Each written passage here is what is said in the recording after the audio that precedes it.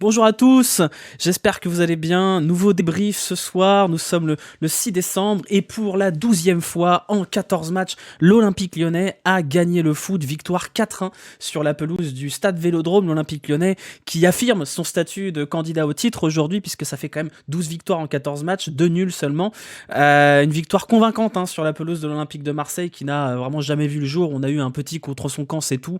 Voilà, doublé de Jacob Ryan, un but de Castello Luqueba sur corner et un but de Bradley Barcola. Finalement, John Textor aura quand même bien fait de tenir bon face aux offres, puisqu'ils sont désormais chacun l'un à 3 buts, l'autre à 7 buts dans cette saison de Ligue 1. L'Olympique Lyonnais, donc, avec 12 victoires, qui caracole en tête de la Ligue 1, avec 7 points d'avance sur le Paris Saint-Germain et 8 sur le Stade Brestois, également impressionnant en ce début de saison. On va débriefer ce match ensemble pendant toute la soirée. On va débriefer encore comment l'Olympique Lyonnais réussit à tenir bon sous l'égide de Laurent Blanc, qui lui aussi aura profité d'être maintenu à l'intersaison. Laurent Blanc, dont on ne croyait pas grand-chose l'an dernier. Et finalement, l'Olympique Lyonnais aujourd'hui joue le titre.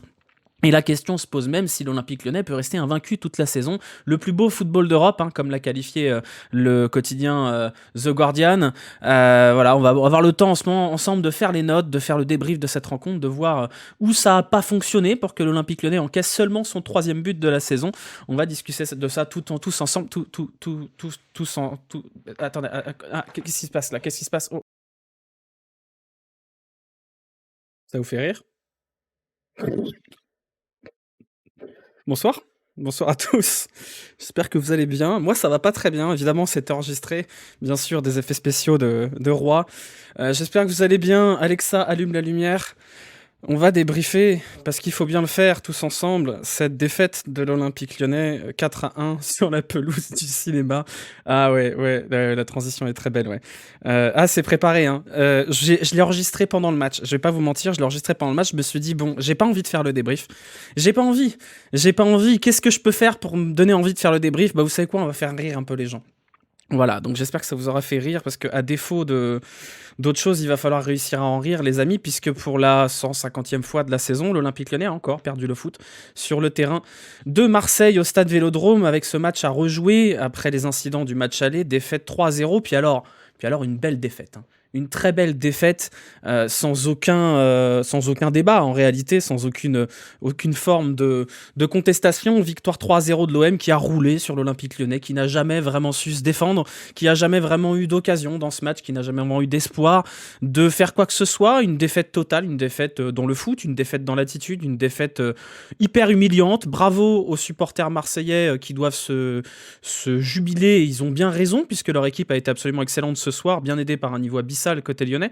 On va débriefer ça ensemble, on va débriefer ce qu'on peut débriefer honnêtement, parce que arriver à ce stade, je sais pas trop ce qu'il y a à dire. Il y a rien à sauver dans cette équipe, il y a aucun joueur à sauver ce soir. Il y a que tout le monde à emmener à l'abattoir, tout le monde à mettre sur le marché des transferts, en espérant que la saison prochaine on remonte en Ligue 1, puisque la vérité c'est qu'on joue le titre, mais on joue le titre de Ligue 2, les amis, l'Olympique Lyonnais, donc 7 points après 14 journées, si je dis pas de bêtises, ça fait 0,5 points par match, pas mal, c'est bon calcul. Voilà, je sais même pas comment vous résumer le match, si ce n'est qu'on s'est fait ouvrir pendant toute la rencontre, qu'aucun des joueurs sur le terrain n'a été au niveau. Il y en a qui ont été pires, et on va en parler. Il y en a qui ont été absolument catastrophiques, et il y a des joueurs qui, je pense, ne méritent pas de reporter le maillot de l'Olympique Lyonnais, parce qu'à un moment donné, il y a des joueurs qui sont juste nuls en termes de football, et à la limite, on leur en veut pas trop, parce que c'est pas grave d'être nul, c'est pas grave de pas avoir le niveau Ligue 1. Par contre, il y a des joueurs qui sont censés avoir le niveau Ligue 1, qui sont censés être des leaders, des cadres, qui sont parmi les joueurs qui ont foutu les coachs précédents en dehors, parce qu'ils ne jouaient pas, parce qu'ils l'aimaient pas trop, et qui sur le terrain sont des cadavres absolument honteux.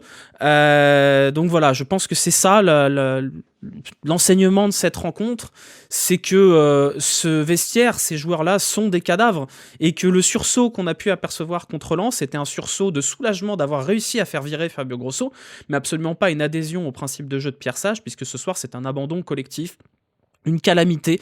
C'est, je pense, en termes techniques, et Dieu sait qu'on a un éventail large ces dernières années, je pense que c'est le pire match de l'Olympique Lyonnais depuis très très longtemps, parce qu'à la nullité footballistique s'est ajouté un problème d'attitude. C'est des joueurs qui n'en ont rien à foutre, on va pas se mentir. C'est des joueurs qui s'en foutent. On a eu un retour des cadres à l'OL, les fameux amoureux du club, les joueurs formés au club qui ont le club dans le cœur, n'est-ce pas, Alexandre Lacazette, Corentin Tolisso, même si on va pas blâmer Tolisso aujourd'hui, il est pour rien. Ils apportent rien à part un énorme salaire et des saucisses. Dejan Lovren, le retour du prodige qu'on a encensé pendant 3 mois parce qu'il était un petit peu meilleur que les chèvres qu'il y avait en défense centrale à l'OL à ce moment-là. Dejan Lovren, honnêtement, comme je l'ai tweeté tout à l'heure, moi j'ai oublié une pizza dans le four pendant 2 heures et je pense qu'elle était moins carbonisée que Dejan Lovren. Dejan Lovren, il n'y a plus rien dans Dejan Lovren. Il n'y a plus rien, c'est une catastrophe.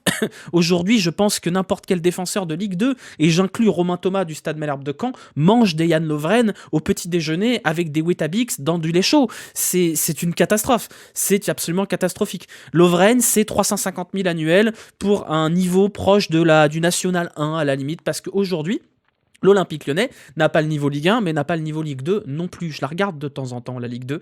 Et honnêtement, je pense que les équipes du haut de tableau de la Ligue 2 tartent la gueule de cet Olympique Lyonnais. Donc la question, c'est pas de savoir si on va descendre. La question, c'est de savoir comment on va remonter si on descend. Parce qu'avec cet effectif, je peux vous garantir que le destin de l'Olympique Lyonnais, c'est la même chose que Bordeaux. Bordeaux qui aujourd'hui est 17e après avoir perdu contre Rodez. Voilà, c'est ça, l'Olympique Lyonnais, c'est Bordeaux avec quelques années de retard. Et on y va tout droit, tout droit, tout droit, tout droit. Voilà. On va quand même parler un petit peu plus de ce qui s'est passé. Le premier but. Au début, je pensais qu'il y avait une faute sur Ryan Cherki d'Aubameyang. En fait, il y a faute de Ryan Cherki sur Aubameyang, pas faute sur Ryan Cherki.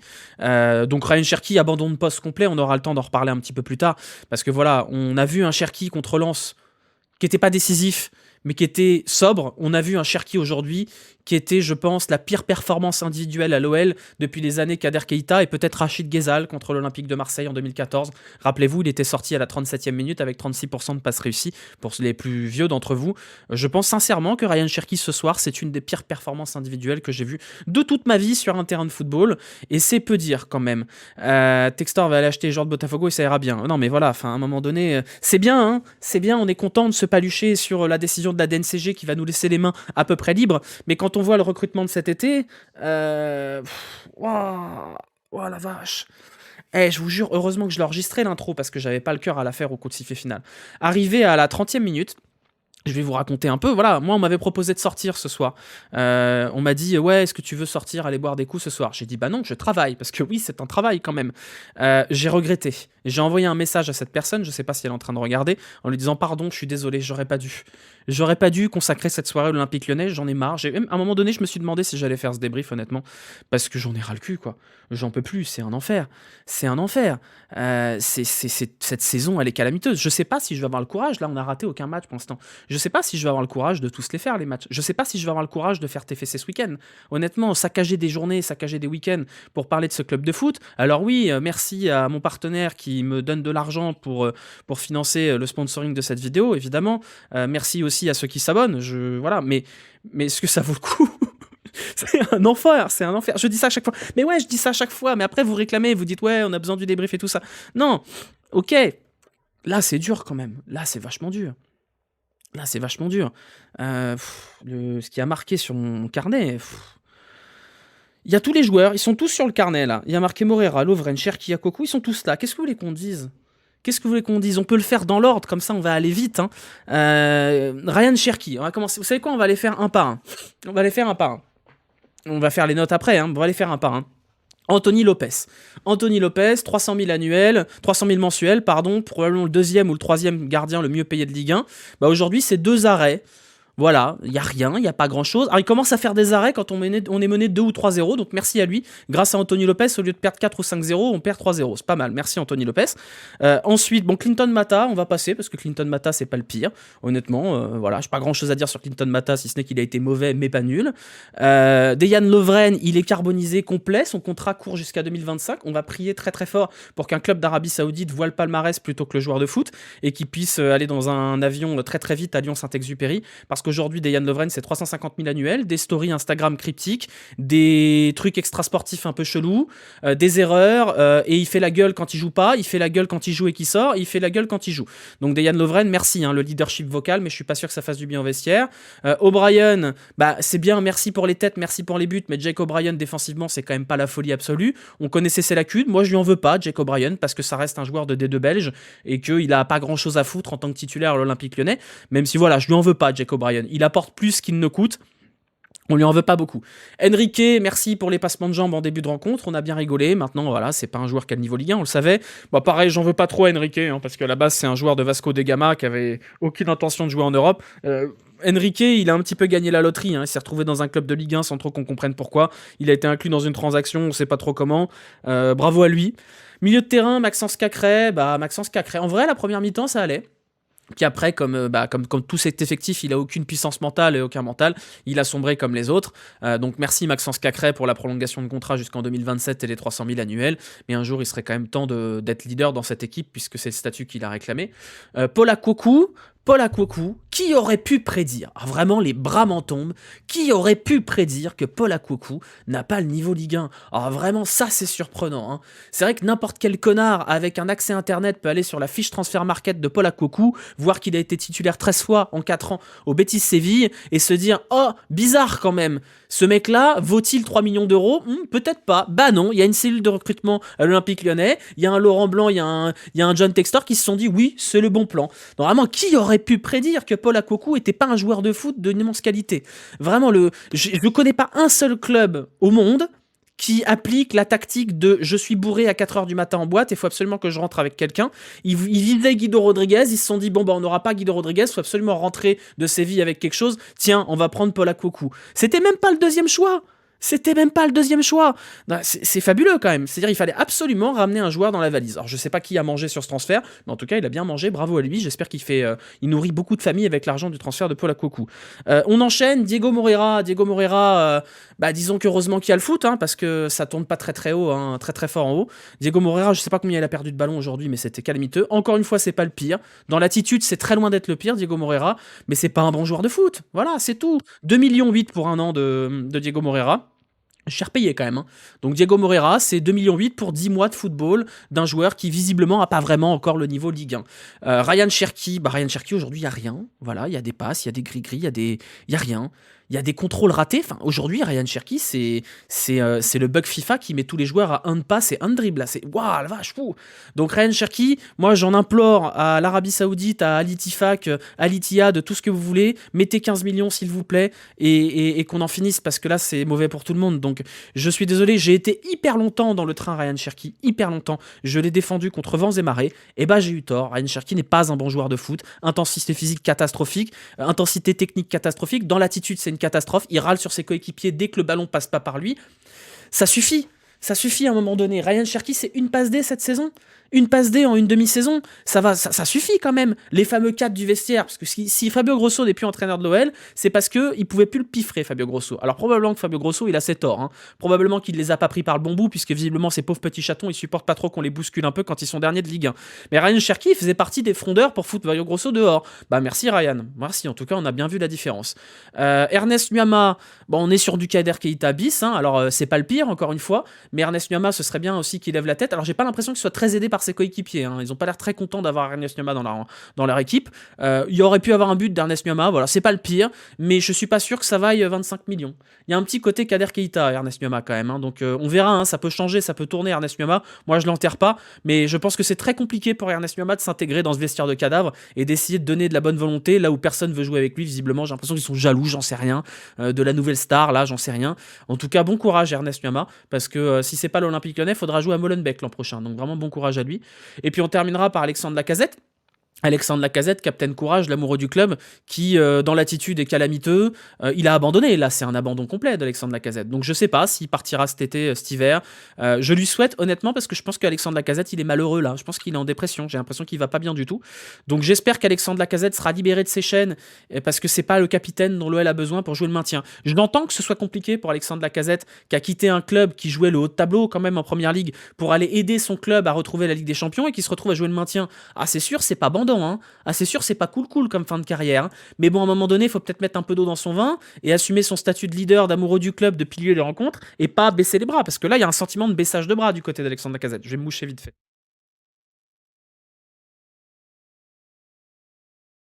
Enfin bref, voilà, donc on peut repasser en revue tout l'effectif. J'en veux pas à Pierre Sage, parce qu'à un moment donné, qu'est-ce que vous voulez qu'il fasse, Pierre Sage?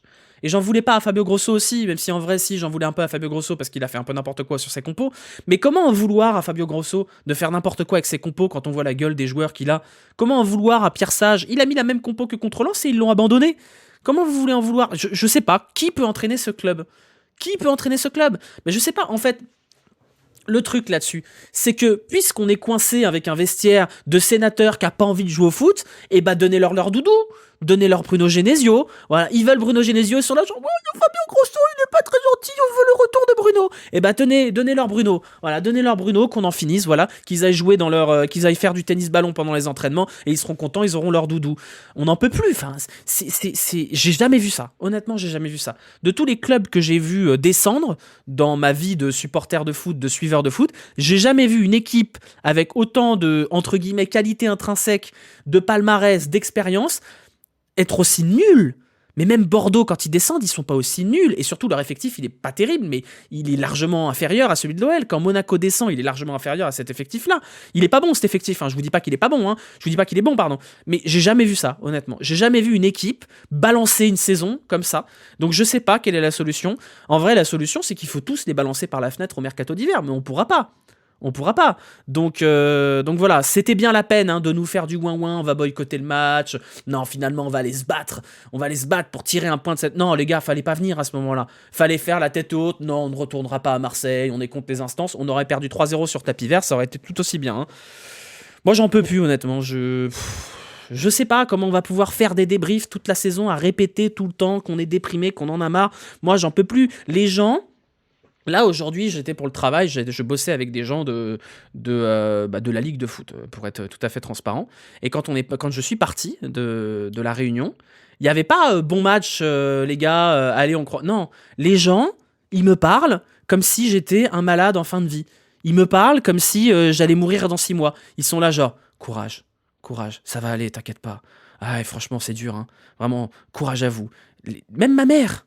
Même ma mère, elle m'envoie des messages. Même ma mère, elle me dit bon courage. Elle en a rien à foutre. Elle a jamais regardé un match de foot de sa vie. Ils me parlent comme si j'allais mourir. Je vous jure, ils se moquent même plus, les gens.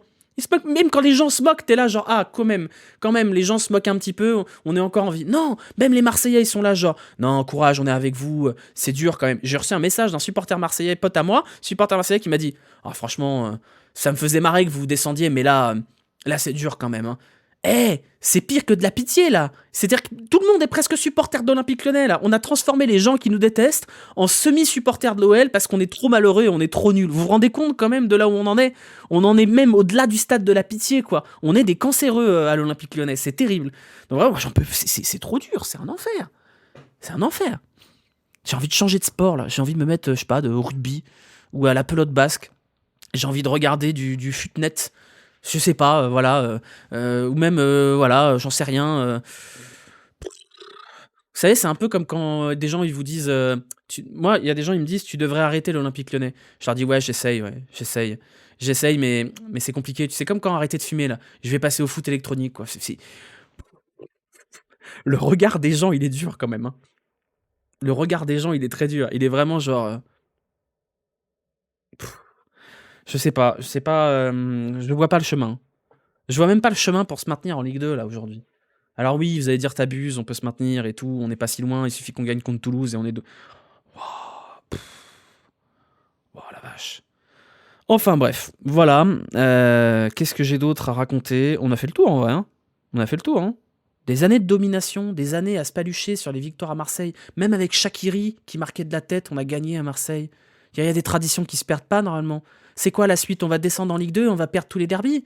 Non mais quand même. C'est-à-dire, on est plus bas que bas là. C'est faux. L'enfer. Enfin, bref. On va passer aux notes, hein. On va pas s'éterniser outre mesure, on n'a pas que ça à faire, on a tous des choses importantes à faire, là il est 23h25, je sais pas, on va aller jouer à FUT Champions, on va aller dire au revoir à nos proches avant de se jeter d'un pont, j'en sais rien. On va passer aux notes, je vous ai pas montré les stats, si je vais vous montrer les stats quand même, je vais vous montrer les stats. Attendez, parce que j'ai une transition qui est beaucoup foirée là, du coup. Je vais vous montrer les stats. 2,17 expected goals à 0,2. Wow, c'est pas mal. C'est pas mal. 6 tirs à 12. Un tir cadré pour l'Olympique Lyonnais, c'est toujours mieux que 0. Donc voilà, on applaudit bien fort l'Olympique Lyonnais pour ce tir cadré. Je sais même pas qui c'est qui l'a fait. Ah non, pardon, c'est pas l'applaudissement ça. Ah, c'est pas l'applaudissement non plus. Voilà, on applaudit l'Olympique Lyonnais. Alors par contre, j'aimerais quand même qu'on signale que l'Olympique Lyonnais a fait moins de fautes que son adversaire ce soir. Voilà, donc on a gagné les fautes. Donc c'est quand même important, on a gagné les fautes. On n'a pas gagné les cartons jaunes, on a gagné les passes réussies. Voilà, on a gagné les passes réussies. Tête de Lovren, d'accord, merci. 0,2 d'expected goals. Bah ouais, c'est pas mal, hein, 0,2. Hein.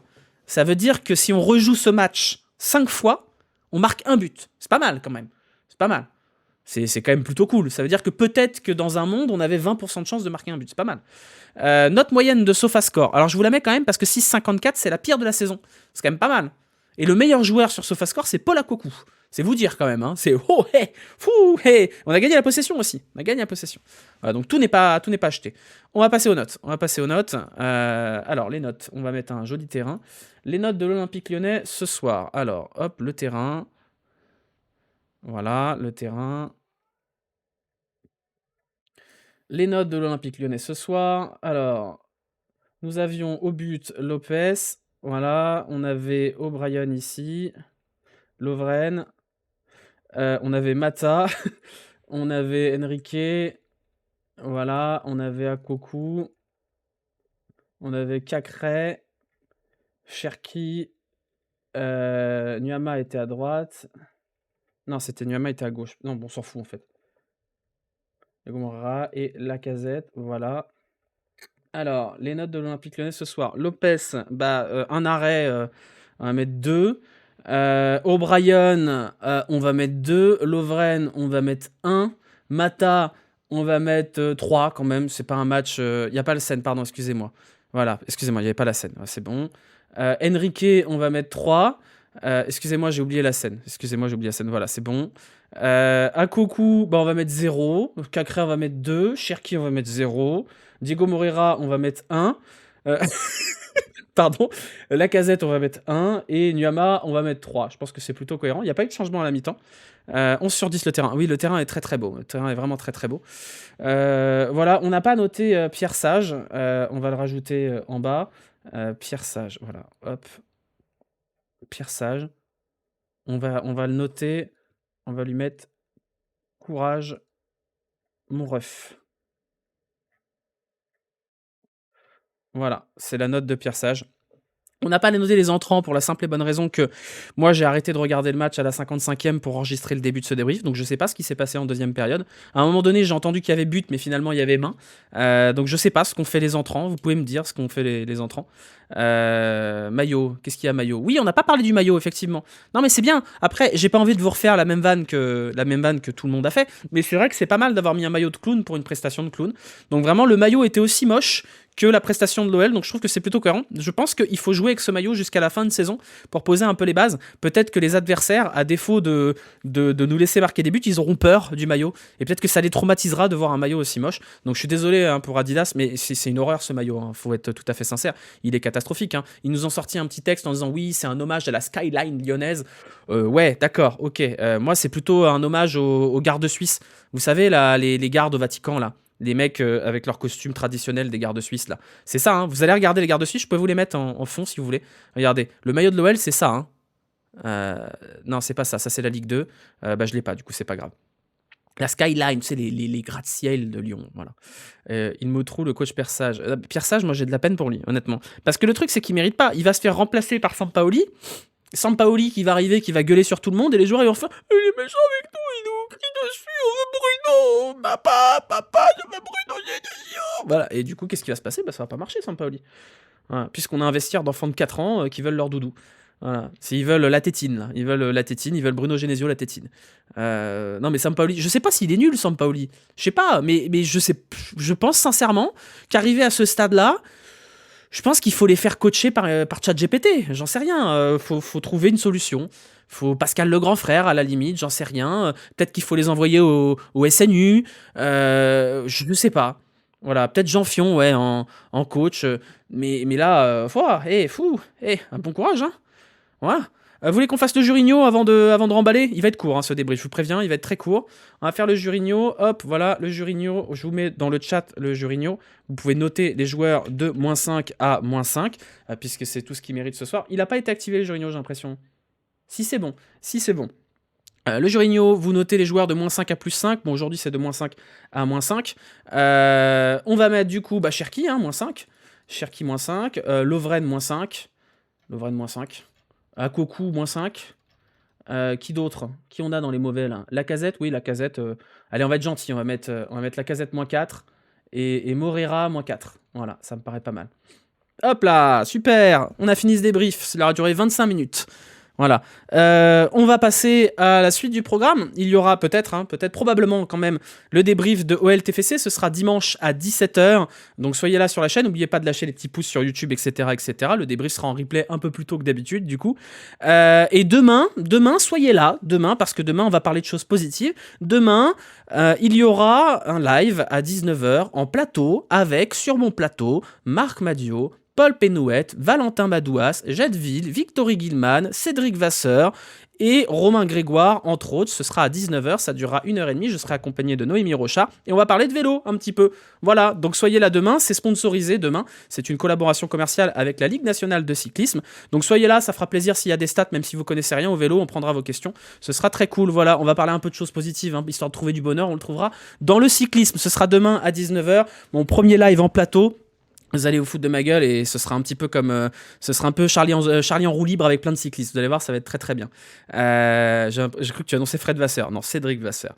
Il y a un tweet à faire tourner. Non, je l'annoncerai demain matin, une fois qu'on aura passé l'Olympique Lyonnais. Voilà, ça aura été un live très très rapide parce que honnêtement, j'ai pas grand chose à raconter de plus que tout ça. Je vais vous envoyer en raid chez qui je vous envoie en raid? Il y a qui là? Bah il y a Zach, hein. Vous allez chez Zach, voilà. Vous allez aller vous défouler chez Zach. Ou sinon vous pouvez aller chez Yous. Tiens, Yous il a besoin un peu de... Vous allez aller chez Yous, il est supporter marseillais, il fait le débrief de Marseille, ça lui fera du bien. Voilà, si vous voulez aller chez Zach, vous allez chez Zach, mais moi je vous envoie donner de la force à Yous parce que Yous il a 70 spectateurs et il en mérite au moins le triple.